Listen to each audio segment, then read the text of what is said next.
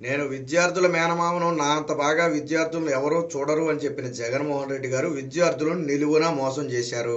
ఎలా మోసం చేశారంటే 2021 జనవరిలో ఆయన అమ్మఒడి పథకం ఇస్తూ నేను వచ్చే సంవత్సరం నుంచి విద్యార్థులకు ల్యాప్టాప్ కావాలంటే ల్యాప్టాప్ ఇస్తాను, అమ్మఒడి కావాలంటే అమ్మఒడి ఇస్తాను, మీ ఇష్టం ఆప్షన్ పెట్టుకోండి అన్నారు.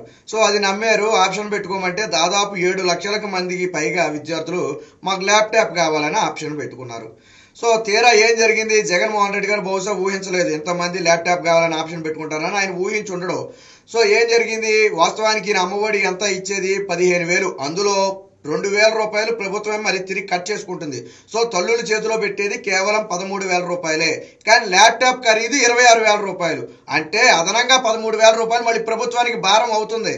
అలా 7 లక్షల ల్యాప్టాప్లకి భారం పడితే దాదాపు 900 కోట్లకు పైగా జగన్మోహన్ రెడ్డి గారికి ఖర్చు అవుతుంది. సో జగన్మోహన్ రెడ్డి గారు ఇవన్నీ లెక్కలేసుకున్నట్టున్నారు. 2022 అమ్మఒడిలో ఈ ల్యాప్టాప్లు లేవు, ఎత్తేసారు. ఏం చెప్పారు ఆయన? ధరలు పెరిగాయి, టెండర్లు ఖరారు అవ్వలేదని చెప్పారు. ధరలు పెరిగినా టెండర్లు ఖరారు అవ్వకపోయినా దానికి బాధ్యత జగన్మోహన్ రెడ్డి గారిదా కాదా?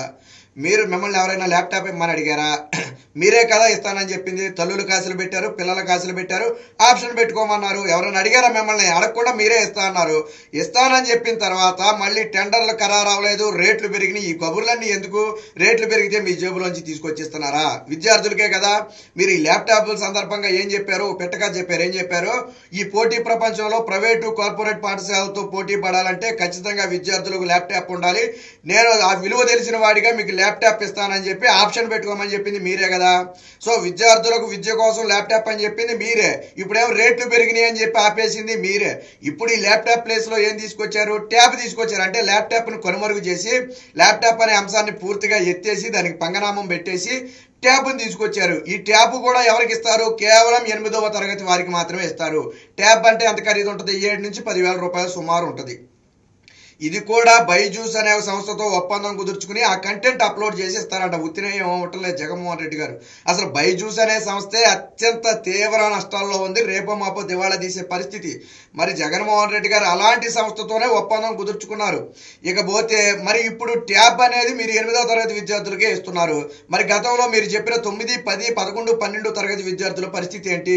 వారి భవిష్యత్తు ఏంటి? మీరు గతంలో అన్నారు కదా కార్పొరేట్ పాఠశాలతో పోటీ పడాలి, ఈ ప్రపంచంతో పోటీ పడాలి అంటే ట్యాబ్లు ల్యాప్టాప్లు ఉండాలని. మరి మీరు కేవలం ఇప్పుడు 8వ తరగతి విద్యార్థులకు ఇస్తున్నారు. మరి మిగతా వారి పరిస్థితి ఏంటి?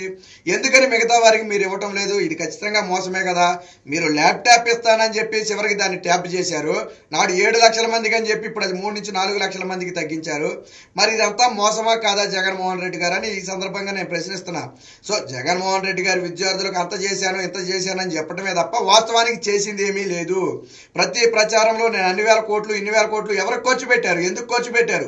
మీరు ల్యాప్టాప్ రేటు పెరిగితేనే నేను విద్యార్థులకు ఇవ్వలేనని చెప్పిన మీరు ఎవరికి ఖర్చు పెట్టారు? ఎందుకు ఖర్చు పెట్టారు? ఏదైనా ఉపయోగం ఉందా? ఏదైనా మాట్లాడితే నేను రంగులేసాను, నేను బల్లలేసాను అని చెప్తాడు ఆయన. మౌలిక సదుపాయాల కల్పన గురించి చెప్పడం, ఉపాధ్యాయుల పోస్టులు భర్తీ గురించి చెప్పడం, విలీనం పేరుతో స్కూళ్లు మొత్తాన్ని కలిపేసి కకావికలం చేసేసి ఒక్కొక్క పాఠశాలను 2-3 కిలోమీటర్ల దూరం చేసేశారు. ఇలా విద్యా వ్యవస్థను రకరకాలుగా ఇబ్బంది పెట్టి మళ్ళీ ఇప్పుడు బైజూస్ కంటెంట్ ఏదైతే ఉందో దాని అవసరం అయితే ప్రభుత్వ పాఠశాల